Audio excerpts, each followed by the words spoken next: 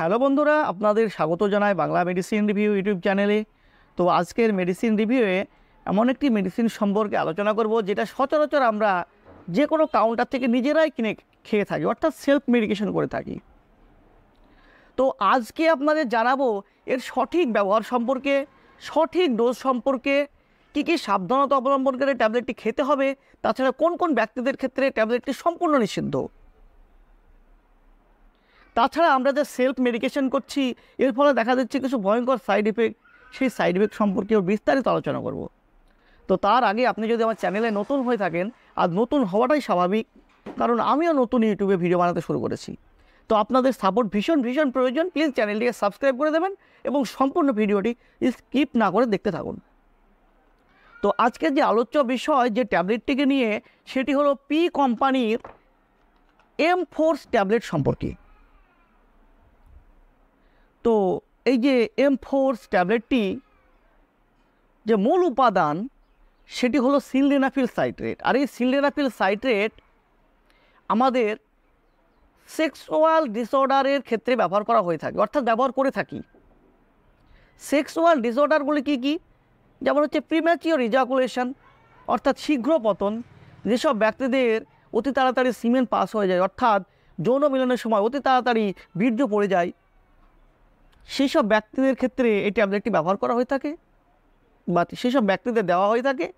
তাছাড়া erectile dysfunction নামে একটি রোগ, অর্থাৎ যদি আপনার পেনিসে ঠিকঠাক ইরেকশন আসে না, অর্থাৎ লিঙ্গ শক্ত হয় না, সেই সব ব্যক্তিদের ক্ষেত্রে তাদের পেনিসে ইরেকশান নিয়ে আসতে এবং ইরেকশান দীর্ঘস্থায়ী করতে এই ট্যাবলেটটিকে ব্যবহার করা হয়ে থাকে। তো এই যে সিলডেনাফিল সাইট্রেট, এর মোড অফ অ্যাকশন সম্পর্কে জানতে হবে। চলুন জেনে নিই এর মোড অফ অ্যাকশন সম্পর্কে। অর্থাৎ এই সিলডেনাফিল সাইট্রেট আমাদের শরীরে যে ইরেকশান নিয়ে আসে, আমাদের যে পেনিসে ইরেকশান নিয়ে আসে, অর্থাৎ দীর্ঘকালীন যে ইরেকশান নিয়ে আসে, সেই ইরেকশানটা কীভাবে নিয়ে আসে সেটা জানা যাক। তো সিলডেনাফিল সাইট্রেট হলো একটি PDE5 ইনহিবিটর। আর আমাদের শরীরে যে এনজাইম থাকে সেটি হলো PDE5 এনজাইম। এতে তালগোল পাকিয়ে ফেলবেন না, বুঝতে হবে যে PDE5 এনজাইম থাকে আমাদের শরীরে। আর আমরা যে সিলডেনাফিল খাচ্ছি সেটা হচ্ছে PDE5 ইনহিবিটর, অর্থাৎ ওই PDE5 এনজাইমকে ইনহিবিট করার জন্য। এটা কি আমাদের ইরেকশান নিয়ে আসে? ইরেকশান কিন্তু এটা নিয়ে আসে না। ইরেকশান নিয়ে আসে অন্য একটি কেমিক্যাল। অর্থাৎ যখন আমরা সেক্স করার জন্য তৈরি হই,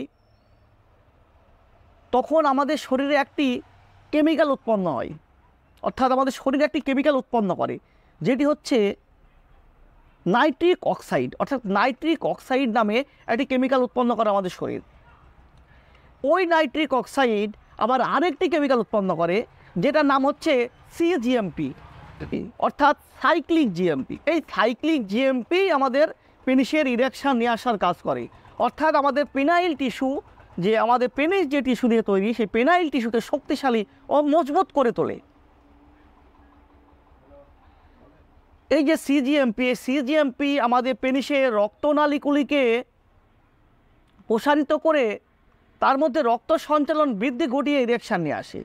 আর সেই ইরেকশানকে নষ্ট করে আমাদের শরীরে থাকা ফসফোডাইএস্টারেজ এনজাইম, অর্থাৎ PDE5 এনজাইম।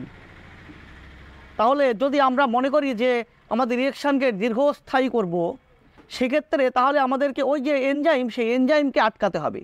সেই জন্যই এই সিলডেনাফিল সাইট্রেট আমরা ব্যবহার করে থাকি। অর্থাৎ সিলডেনাফিল সাইট্রেট যেহেতু একটি PDE5 ইনহিবিটর, সে ইনহিবিট করে আমাদের ওই এনজাইমকে, যার ফলে আমাদের যে CGMPর ক্রিয়া, অর্থাৎ সাইক্লিক GMPর ক্রিয়া, সেই ক্রিয়াকে দীর্ঘস্থায়ী করতে পারি। এইভাবেই আমাদের পেনিসের ইরেকশান দীর্ঘস্থায়ী করে।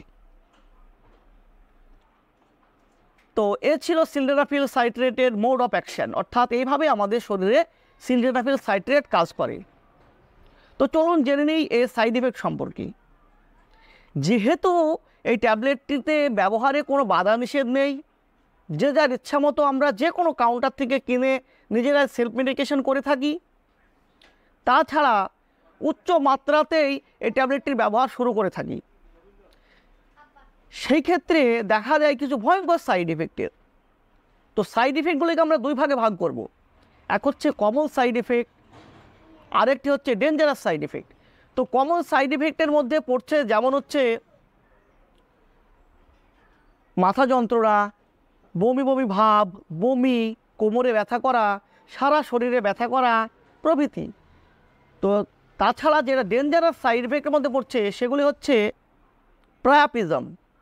প্রায়াপিজম হলো আমাদের পেনিসের দীর্ঘস্থায়ী ইরেকশান, অর্থাৎ নর্মালি আমরা এই ট্যাবলেটটা খাওয়ার পরে আমাদের ইরেকশান হাইস্ট 1 ঘন্টা থেকে 1.5 ঘন্টা থাকতে পারে। যদি এই ইরেকশান 3 থেকে 4 ঘন্টা পেরিয়ে যায় সেক্ষেত্রে আপনার পেনিস পার্মানেন্টলি ড্যামেজ হতে পারে, ভুগতে হতে পারে আপনাকে কিছু ভয়ঙ্কর সমস্যায়। তো যদি এরকম সমস্যা দেখা দেয় সেক্ষেত্রে আপনি পার্শ্ববর্তী কোনো ডাক্তারবাবুর সঙ্গে অতি তাড়াতাড়ি যোগাযোগ করবেন, তা না হলে আপনার পেনিস চিরস্থায়ী ড্যামেজ হয়ে যেতে পারে। তাছাড়াও আরেকটি সমস্যা দেখা যায় যেটা হলো সাইকোলজিক্যাল ডিপেন্ডেন্স, অর্থাৎ এই ট্যাবলেটটা দীর্ঘকালীন ব্যবহার করার ফলে এমন এক পরিস্থিতিতে চলে আসি আমরা যে আমরা মনে করি হয়তো এই ট্যাবলেটটি খেলে সেক্স করতে পারবো, না খেলে পারবো না, তাই আমাদেরকে ট্যাবলেটটি খেতেই হবে। এই একটি মারাত্মক সমস্যা।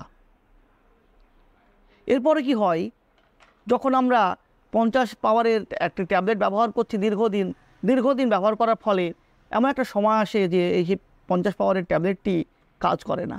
তারপরে আমরা নিতে শুরু করি আমরা নিজেরাই 100 mg।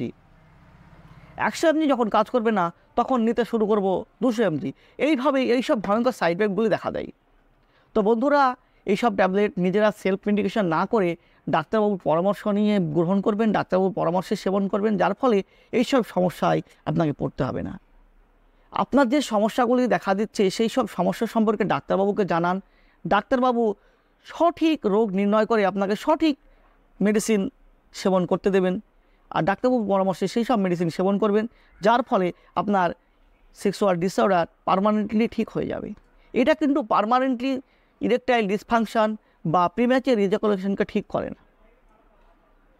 তো আপনি যখনই ট্যাবলেটটি ব্যবহার করবেন তার আগে অবশ্যই ডাক্তারবাবুর পরামর্শ নিয়ে ব্যবহার করবেন। ডাক্তারবাবুর পরামর্শ ছাড়া কখনও কোনো মেডিসিন ব্যবহার করবেন না।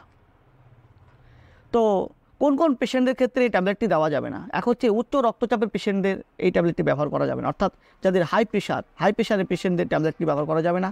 এছাড়াও যাদের হার্টের সমস্যা আছে, অর্থাৎ হার্ট, লিভার, কিডনি রিলেটেড কোনো সমস্যা আছে, সেক্ষেত্রেও এই ট্যাবলেটটি তাদের ব্যবহার করা যাবে না। তো বন্ধুরা, এই ছিল M-Force ট্যাবলেট সম্পর্কে একটি ভিডিওটি যদি আপনাদের ভালো লেগে থাকে চ্যানেলটিকে প্লিজ সাবস্ক্রাইব করে দেবেন এবং লাইক দিতে ভুলবেন না। তো বন্ধুরা, সুস্থ থাকবেন, ভালো থাকবেন, দেখা হবে পরবর্তী ভিডিওতে। ধন্যবাদ।